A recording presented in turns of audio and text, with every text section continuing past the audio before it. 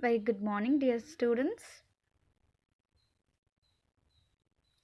Why do you choose such a surface for skating, which means a smooth surface for skating? Why can't you skate on the wet ground? Why do you choose a ground for your sack race, playing kabaddi, for running race, and so on? Why it is so easy to walk on the rough surface? Why can't we walk easily in the smooth surface? Why it is slippery when you step onto the banana peel? Do you want to find answer for all this such why? Yes. There is a force which is acting upon all the object around us. That is a frictional force. A frictional force is a type of force that opposes the motion of the object. For example, you stand at a one place and kick the ball. When you kick a ball travels some distance and stop by itself. Why it is so? That is because of the frictional force. That frictional force is acting upon the motion of the ball in order to stop that. So motion will be in one direction and that the friction force will be in the opposite direction. Therefore, we can say that frictional force is a opposing force. Now, see, there should be something in order to affect the friction, right? What is that? What are the factors which are affecting the friction? Let's look into the activity. In the previous chapter, we studied that friction depends on the nature of the surface which is in contact with the moving body. Let us now understand how friction changes with the change in the type of contact surface. Make an inclined surface with the help of a wooden board. Mark a point on the upper end of the inclined surface. Now take a pencil and place it on the marked point. Slide the pencil from the marked point. Note down the distance traveled by the pencil as it slides on the floor. Now place a cloth over the floor. Slide the pencil again from the marked point. Note down the distance traveled by the pencil. Do you find any change in the distance traveled by the pencil? Now put some sand on the floor. Again slide a pencil from the marked point.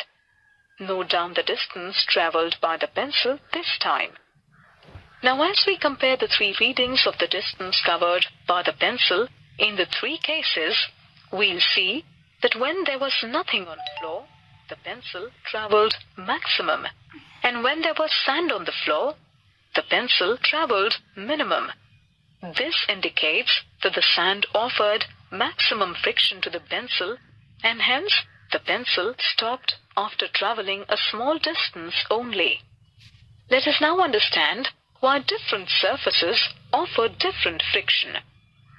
Cause of friction is irregularities in the surface. These irregularities get interlocked with each other, and hence we have to apply more amount of force to overcome this interlocking. Also,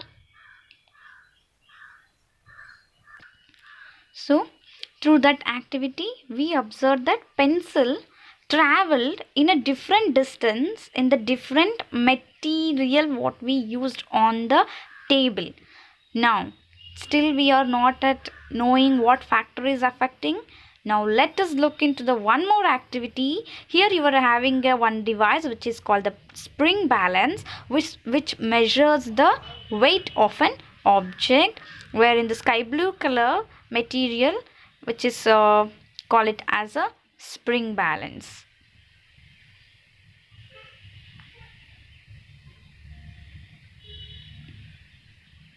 We know that the force of friction always opposes the applied force. But what does this opposing force depend on? Is it the same for all surfaces? Let's find out with an activity. Here we have a brick placed on a wooden table. The brick is tied by a string to a spring balance.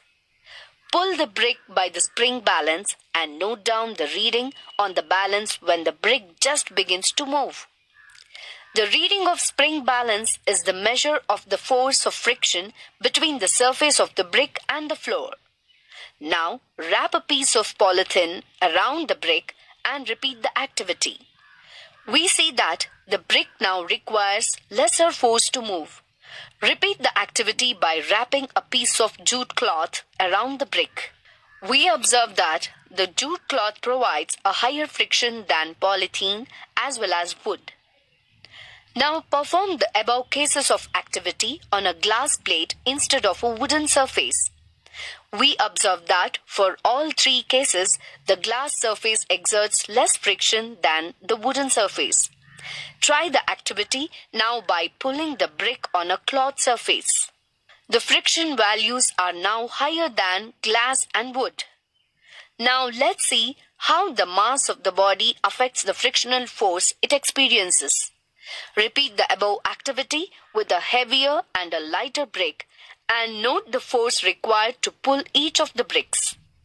We see that So, in all these activities, what we have seen now, in all the activity, we are changing frequently what? Surface, right? In each and every surface, it can be a spring balance weighing is different, or else it can be the distance traveled by the pencil is different. So we can say that the surface is one of the factor which affect the friction. So what are the factors affecting the friction? The surface, regularities or irregularities of the surface is the factors which affects the friction. Now let us move on to the further topic. Is a friction is a necessary evil? Do we want friction in our daily life? If friction is not there, what would have happened? Why do you want friction all the time? No, I don't want friction at all.